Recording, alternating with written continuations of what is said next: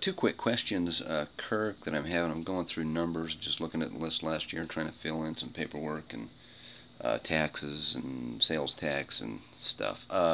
Question number one is I only sell a handful of books. Most everything I do is electronic or it's services provided, but I do have just a few books that get sold through the year that I actually sell online and ship out to people.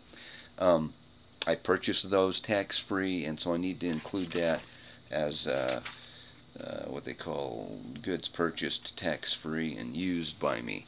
The question I have is I do send out several of these as gifts, basically, as a bonus. It's an advertised bonus. It's not anything that people have physically paid for. They didn't order it, but when they do place certain orders, I actually send them out a book. And so I assume, I think I'm answering my own question, that those goods are purchased tax free and used by me, um, even though people don't physically order them. Um, the other question I have is related to this. As I'm looking at this spreadsheet, I'm looking at my Quest and Verizon payments. Um, I even have one Comcast in here somewhere. Anyway, this uh,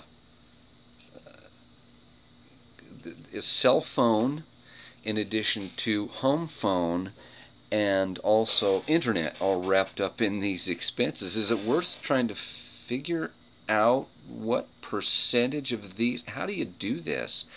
The business, the internet would clearly, I think, be business expense, and my cell phone, which is used most of the time for business, it would be a business expense. Do I need to separate those out somehow to figure out those values to figure out what that expense is, or is it easier to ignore it? How would an audit come in and say, well, okay, this bill is for $305, but how much of that was my cell phone? How much of that is internet?